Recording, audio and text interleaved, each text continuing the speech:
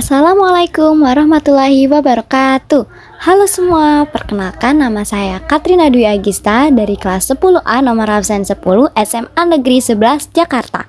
Di sini saya akan menjelaskan materi bab 2 masalah ekonomi. A. Kebutuhan yang tidak terbatas. 1. Berdasarkan intensitasnya. A. Kebutuhan primer. Kebutuhan yang harus dipenuhi demi kelangsungan hidup, contohnya makanan, pakaian, dan tempat tinggal. B. Kebutuhan sekunder. Kebutuhan pelengkap yang dipenuhi setelah kebutuhan primer, contohnya sepatu dan tas. C. Kebutuhan tersier. Kebutuhan mewah yang dipenuhi setelah kebutuhan primer dan sekunder telah terpenuhi, contohnya mobil mewah, perhiasan, dan villa merah. Selanjutnya 2. Berdasarkan subjek yang membutuhkan, yaitu A. Kebutuhan individu. Kebutuhan yang berhubungan dengan berbagai individu yang berbeda. Contoh, siswa membutuhkan buku untuk sumber belajar. B. Kebutuhan umum. Kebutuhan yang berhubungan dengan masyarakat atau disebut juga kebutuhan sosial. Contoh, jalan raya dan jaringan listrik. 3. Berdasarkan waktu, yaitu ada A. Kebutuhan sekarang. Kebutuhan yang tidak dapat ditunda pemenuhannya harus dilakukan saat ini. Contohnya, orang sakit harus segera berobat atau dirawat di rumah sakit. B. Kebutuhan masa sekarang. Kebutuhan yang dirancang atau direncanakan untuk terpenuhi di masa depan. Contohnya, orang tua menabung untuk mempersiapkan biaya kuliah anaknya. Selanjutnya 4. Berdasarkan sifat dan pemenuhan kebutuhan. Terbagi menjadi 2, yaitu kebutuhan jasmani dan kebutuhan rohani. Kebutuhan jasmani, kebutuhan yang berhubungan dengan tubuh manusia. Contohnya, makanan dan obat-obatan. Kebutuhan rohani, kebutuhan yang berhubungan dengan kejiwaan seseorang. Contohnya, pelatihan kalian kerja. Barang dan jasa. 1. Berdasarkan cara memperoleh. A. Barang ekonomi.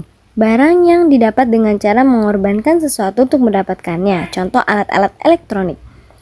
B. Barang non-ekonomi atau bebas. Barang yang biasa didapat tanpa pengorbanan atau biaya. Contohnya seperti sinar matahari. 2. Berdasarkan kepentingan. Terbagi menjadi 4, yaitu barang interior, barang esensial, barang normal, dan barang mewah. Barang interior, barang yang pemakaiannya dikurangi jika pendapatannya bertambah dan sebaliknya. Contoh, barang tiruan. Barang esensial, barang yang sangat diperlukan untuk memenuhi kebutuhan dan permintaannya tidak signifikan dipengaruhi oleh tingkat pendapatan. Contohnya, kebutuhan pokok. C. Barang normal. Barang yang permintaannya bertambah saat pendapatannya meningkat dan sebaliknya. Contohnya, alat-alat komunikasi. D. Barang mewah. Barang berharga mahal dan menaikkan status sosial. Contohnya, mobil mewah, rumah mewah. 3. Berdasarkan cara penggunaan, yaitu A. Barang pribadi. Barang yang dimiliki dan digunakan oleh individu atau perorangan. Contohnya seperti pakaian. B. Barang publik. Barang yang digunakan untuk kepentingan masyarakat umum. Contohnya ada angkutan umum. 4. Berdasarkan hubungan pemakaian. A. Barang substitusi. Barang yang tidak menggantikan barang lain, contohnya beras dan jagung. B. Barang komplementer. Barang yang kegunaannya bertambah jika digunakan bersama dengan barang lain. Contohnya adalah sepatu dan kaos kaki. Selanjutnya yang kelima, berdasarkan proses pengolahan.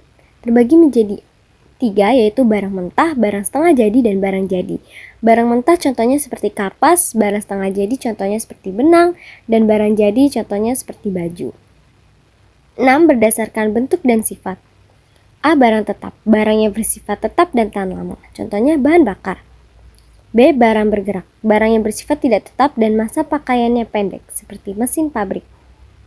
C. Kelangkaan. Keterbatasan sumber daya untuk memenuhi kebutuhan manusia. Contohnya tempat bermain untuk anak-anak di kota. Selanjutnya ada penyebab kelangkaan seperti 1. Keterbatasan benda alat pemuas di alam, kerusakan sumber daya alam akibat ulah manusia, keterbatasan kemampuan manusia mengolah sumber daya ekonomi yang ada, dan peningkatan kebutuhan yang telah cepat dibandingkan penyediaan sarana pemuas kebutuhan. D. Masalah ekonomi mikro. 1. Apa dan berapa yang diproduksi? 2. Bagaimana memproduksinya? 3. Untuk siapa barang diproduksi? Selanjutnya E. Masalah ekonomi dalam konteks ekonomi. 1. Pertumbuhan ekonomi. 2. Masalah ketidakstabilan kegiatan ekonomi. 3. Masalah pengangguran. 4. Masalah inflasi. 5. masalah neraca perdagangan dan neraca pembayaran. Nah, sekian pembahasan materi masalah ekonomi dari saya. Maaf bila ada salah kata. Wassalamualaikum warahmatullahi wabarakatuh. Jangan lupa like, comment, and subscribe ya guys. Jangan lupa nih follow Instagram aku juga @katringstar. Terima kasih.